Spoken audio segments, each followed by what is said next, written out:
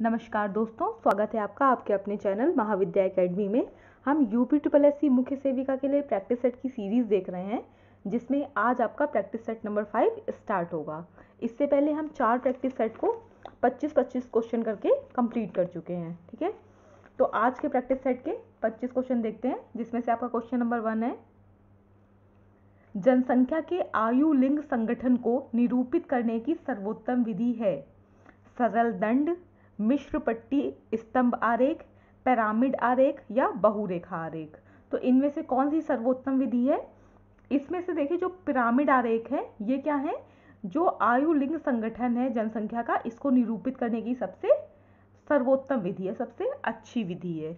Next देखिए, हिंदू विवाह जिसमें पुत्री किसी पुरोहित को भेंट की जाती है कहलाता है ब्रह्म विवाह, दैव विवाह, असुर विवाह या आर्ष विवाह। तो इस प्रकार के विवाह को क्या कहते हैं? इस प्रकार के विवाह को कहा जाता है ऑप्शन नंबर बी, दैव विवाह। देखिए, दैव विवाह में जो कन्या के पिता है एक यज्ञ की व्यवस्था करते हैं और अलंकार यानी कि खुद सजी हुई कन्या का दान उस व्यक्ति को किया जाता है जो उस यज्ञ को अच्छी तरह से पूरा कर लेता है। और इस विवाह का प्रचलन प्राचीन काल में अधिक था, लेकिन वर्तमान काल में ना यज्ञ का अधिक प्रचलन है और ना ही दैव विवाह का। नेक्स्ट देखिए, बाल मृत्यु की समस्या के समाधान का उचित साधन है क्या? प्रसव केंद्र, शिक्षित दाइयाँ, शिक्षा या स्वास्थ्य चर। तो इनमें से क्या है? इनमें से आपका जो ऑप्शन सी है। ठीक है, देखिए, बाल मृत्यु दर की समस्या के समाधान का सबसे जो उचित साधन है वो शिक्षा है। क्योंकि देखिए, अगर लोगों में जागरूकता होगी ना, तो जो बहुत सी चीज़ें हैं, जो बहुत सी समाज में बुराइयां हैं, वो होंगी ही नहीं, क्योंकि लोग उस टॉपिक को लेके, उस सब्जेक्ट को लेकर अवेयर होंगे। ठीक है, तो शिक्षा एक ऐसी चीज़ है जो लगभग समाज की हर बुराई को समाप्त कर सकती है। नेक्स्ट देखिए, अच्छा, बाल मृत्यु दर होता क्या है ये भी देख लीजिए। देखिए, बाल मृत्यु दर प्रति 1000 जीवित जन्मे शिशुओं में से, ठीक है, या इस शिशुओं में से 1 वर्ष या इससे कम उम्र में जो बच्चों जिनकी मृत्यु हो गई है वो मारे गए शिशुओं की संख्या से है। मतलब अगर 1000 बच्चों ने जन्म लिया है, उस 1000 में से 1 वर्ष के अंदर जितने बच्चे मर गए या जिन शिशुओं की मृत्यु हो गई, उसी को क्या कहेंगे? बाल मृत्यु दर कहेंगे। ठीक है, और बाल मृत्यु दर का जो सबसे प्रमुख कारण है वो क्या है? न्यूमोनिया है। और बाल मृत्यु की समस्या के समाधान के सबसे उपयुक्त माध्यम शिक्षा है, जिसके द्वारा लोगों को सही जानकारी दी जा सकती है कि बच्चों को बाल मृत्यु से कैसे बचाया जाए और उनकी देखभाल कैसे की जाए। नेक्स्ट देखिए, सोरोरेट विवाह क्या है? ये भी आपका रिपीटेड क्वेश्चन है। मृत पत्नी की बहन तथा विधुर पुरुष के बीच, मामा की लड़की के साथ, मौसेरे भाई बहन का विवाह या चचेरे भाई बहन का विवाह। तो ये क्या है? ये है आपका ऑप्शन नंबर ए, मृत पत्नी की बहन तथा विधुर पुरुष के बीच में विवाह। क्या है? सेरोरेट विवाह। नेक्स्ट देखिए, भोज्य पदार्थों को कौन सा जीवाणु नष्ट करता है? यील्ड, मोल्ड, बैक्टीरिया या इनमें से सभी। तो कौन सा है वो है आपका ऑप्शन नंबर सी, बैक्टीरिया। ठीक है, नेक्स्ट क्वेश्चन देखिए, खाद्य ऊर्जा की क्रांति क्रिटिकल इकाई दिखाई जाती है ऐसे 1.2 into BMR, 1.4 into BMR, 1.2 into BMI या 1.4 इंटू BMI। तो किस में दिखाई जाती है? ये दिखाई जाती है आपका ऑप्शन नंबर बी, 1.5 BMR में। ठीक है, देखिए यहाँ पर BMR का मतलब देख लीजिए। BMR का मतलब होता है बेसल मेटाबॉलिक रेट। ठीक है, ऊर्जा को कैलोरी में व्यक्त करने का एक नंबर है। क्या? BMR जो है वो ऊर्जा को कैलोरी में व्यक्त करने का एक नंबर है, और हर व्यक्ति का जो BMR है वो अलग अलग होता है, जो व्यक्ति के वजन, ऊंचाई, उम्र और दैनिक कार्यशैली आदि पर निर्भर करता है। नेक्स्ट देखिए, ऊर्जा का वह प्रमुख स्रोत निम्न में से कौन सा है और जिससे कुल दैनिक भोजन का प्रमुख भाग होना चाहिए? कार्बोहाइड्रेट, वसा, प्रोटीन या खनिज पदार्थ। तो वो कौन सा है? वो है आपका option number A, carbohydrate. Next देखिए, ICMR NIN 2020 RDA सारणी के अनुसार 2000 किलो कैलोरी पर फाइबर की प्रतिदिन की कितनी मात्रा निश्चित की गई है? 30 ग्राम, 25 ग्राम, 35 ग्राम या 40 ग्राम? तो ये कितनी की गई है? ये की गई है आपकी ऑप्शन नंबर डी, 40 ग्राम। ठीक है, नेक्स्ट देखिए, बड़ी या छोटी खाद्य सेवा इकाई में खाद्य मूल्य निम्न प्रतिशत के बीच पाया जाता है? 40 से 60%, 20 से 30%, 55 से 75% या 75 से अधिक? तो कितना पाया जाता है? ये आपका पाया जाता है ऑप्शन नंबर ए, 40 से 60%। यानी कि बड़ी या छोटी खाद्य सेवा इकाई में जो खाद्य मूल्य है वो 40 से 60% के बीच में पाया जाता है। नेक्स्ट देखिए, आवश्यकता से अधिक भोजन ग्रहण करना कहलाता है अति पोषण, अल्प पोषण, सुपोषण या इनमें से कोई नहीं? तो देखिए, ये आपको जैसे ही नाम से ही पता चला, अल्प पोषण का मतलब क्या हुआ? जरूरत से कम पोषण। सुपोषण का क्या मतलब हुआ? कि जितनी जरूरत है उतना ही पोषण, और इनमें से कोई नहीं हो नहीं सकता। तो इसका आंसर क्या है? अति पोषण। अति मतलब, अति का मतलब ही होता है कि ज्यादा, कोई चीज जरूरत से ज्यादा। लोग कहते नहीं कि किसी चीज की अति कर दी, तो क्या होगा? अति पोषण। ये जितनी शरीर को जरूरत है उससे ज्यादा पोषण। नेक्स्ट देखिए, द्रौपदी का पांडवों से विवाह उदाहरण है किसका? अभ्रातृक बहुपति का, भ्रातृक बहुपति का, साली विवाह का या समकालिक साली विवाह का? तो ये किसका उदाहरण है? ये है भ्रातृक बहुपति का। देखिए, इसका मतलब ये है कि जो एक स्त्री जिन पुरुषों से विवाह करती है, जिन कई सारे पुरुषों से विवाह करती है, वो सारे पुरुष आपस में भाई भाई हैं। यानी कि मान लीजिए 2 या 3 भाई हैं, तो एक किसी स्त्री का विवाह उन सारे भाइयों से करा दिया जाए।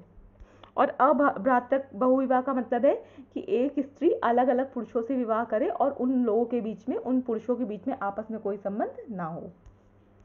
नेक्स्ट देखिए, इनमें से किसने स्तंभ परिवार संप्रत्यय दिया? जिमरमैन ने, मर्डॉक ने, लीप्ले ने या बर्गेस ने? तो किसने दिया?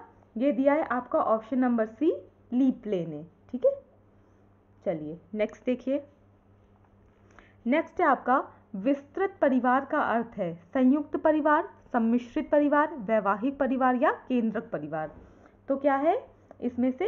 जो विस्तृत परिवार है ये किसका अर्थ, इसका अर्थ क्या है?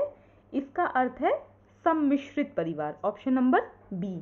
देखिए, विस्तृत परिवार का अर्थ सम्मिश्रित परिवार है। विस्तृत परिवार के घटक समूहों के सदस्य एक साथ सम्मिलित रूप से एक ही घर में नहीं रहते, प्रायः वे एक दूसरे के नजदीक रहते हैं तथा एक जैसी गतिविधियों में जुड़े रहते हैं। इसमें देखिए, इसमें क्या होता है, जो मातृ पक्ष या पिता पक्ष या दोनों ही पक्ष हो सकते हैं। ठीक है, जैसे देखिए, जो आपका संयुक्त परिवार है उसमें जो आपके पिता पक्ष के लोग हैं वो रहते हैं, लेकिन जो आपका विस्तृत परिवार है इसमें आपके माता पक्ष के लोग, पिता पक्ष के लोग या दोनों भी हो सकते हैं। नेक्स्ट क्वेश्चन देखिए। नेक्स्ट है आपका, जनसंख्या के इतिहास में किस वर्ष को महान विभाजक वर्ष की संज्ञा दी गई है? बहुत इंपॉर्टेंट क्वेश्चन है, बहुत बार पूछा जाता है। 1911 को, 1951 को, 1921 को या 1932 को? देखिए, जिसमें आपका ऑप्शन नंबर सी है 1921। देखिए, भारत की जनसंख्या में वर्ष 1921 के पश्चात तीव्र गति से वृद्धि देखने को मिली, इसीलिए जो 1921 है इसको जनसंख्या के इतिहास में महान विभाजक वर्ष कहा जाता है। नेक्स्ट देखिए, भारत में किस वर्ष जेंडर बजटिंग को औपचारिक रूप से लागू कर दिया गया? 2002 में, 2005 में, 2007 में या 2008 में? कब कर दिया गया? तो भारत में जेंडर बजटिंग को औपचारिक रूप से 2005 में लागू कर दिया गया। ठीक है, जिसका उद्देश्य महिलाओं के खिलाफ होने वाले भेदभाव को समाप्त कर लैंगिक समानता को बढ़ावा देना है। नेक्स्ट देखिए, भारतीय संविधान के किस अनुच्छेद के अंतर्गत शिक्षा का अधिकार मौलिक अधिकारों के रूप में लागू किया गया? अनुच्छेद 14, अनुच्छेद 21, अनुच्छेद 21 का या अनुच्छेद 16? आपसे क्या पूछ रहा है? आपसे पूछ रहा है किस संविधान के अंतर्गत शिक्षा के अधिकार को मौलिक अधिकार बना दिया गया था? तो ये किसके अंतर्गत हुआ था? ये हुआ था आपका 21 का, यानी कि 21A के अंतर्गत। ठीक है, आर्टिकल 21A के अंतर्गत हुआ था ये। नेक्स्ट देखिए, और देखिए इसमें किया क्या गया था, इसमें जो 6 वर्ष से 14 वर्ष की आयु के जो बच्चे हैं उनके लिए शिक्षा का अधिकार जो है वो मूल अधिकार बनाया गया था। एज ग्रुप क्या था? 6 से 14 वर्ष। और ये कौन सा संशोधन था संविधान का? ये था संविधान का 86वां यानी कि 86 कॉन्स्टिट्यूशन अमेंडमेंट एक्ट। कब आया था ये आया था 2002 में। इसके बारे में क्या चीज़ें आपको याद रखनी है कि जो शिक्षा का अधिकार है इसको मौलिक अधिकार कब बनाया गया था।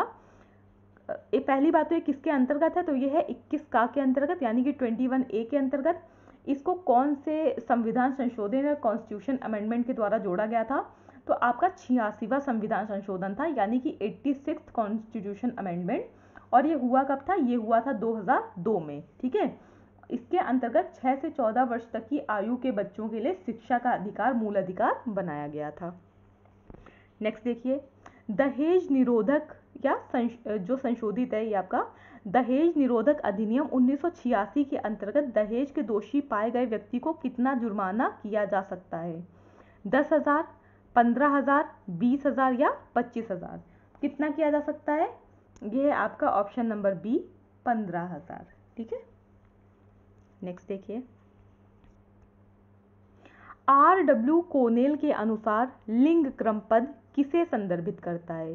पुरुषत्व तथा नारीत्व के बीच शक्ति संबंध का पैटर्न, विशिष्ट प्रतिशेष के अंतर्गत लिंग संबंधों का विन्यास, समूह में महिलाओं तथा पुरुषों की परिस्थिति तथा समादर के बीच अंतर, पुरुषों तथा महिलाओं के बीच सामाजिक रूप से प्रतिचरित अंतःक्रिया।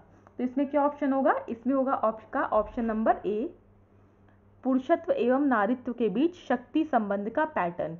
R.W. कोनेल के अनुसार लिंग क्रम क्या है? यह है पुरुषत्व तथा नारीत्व के बीच शक्ति संबंध का पैटर्न। नेक्स्ट क्वेश्चन देखिए, नेक्स्ट है आपका सामाजिक नियंत्रण के संदर्भ में निम्नलिखित में से कौन से सही सुमेलित नहीं है? देखिए आपसे क्या पूछ रहा है, कौन से सही सुमेलित नहीं है।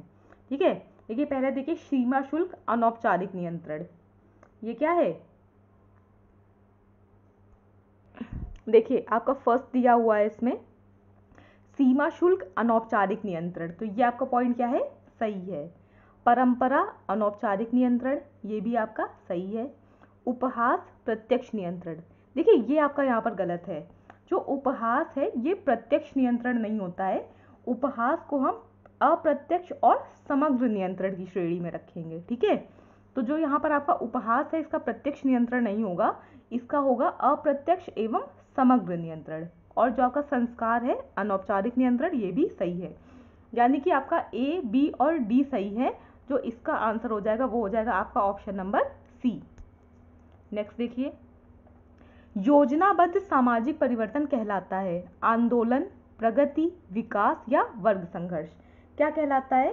देखिए जो आपका योजनाबद्ध सामाजिक परिवर्तन है यही क्या है? आपकी प्रगति है।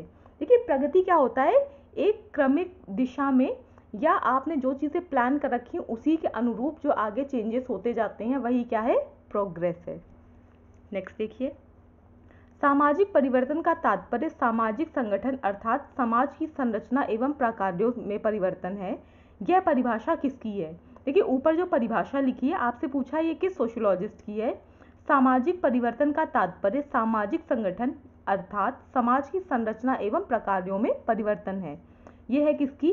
के डेविस, मैकीवर लिखा है यहाँ लेकिन ये मैकाइवर होगा। ठीक है, मैकाइवर एवं पेज, H.M. जॉनसन या विल्बर्ट ई मोर। तो ये किसकी है?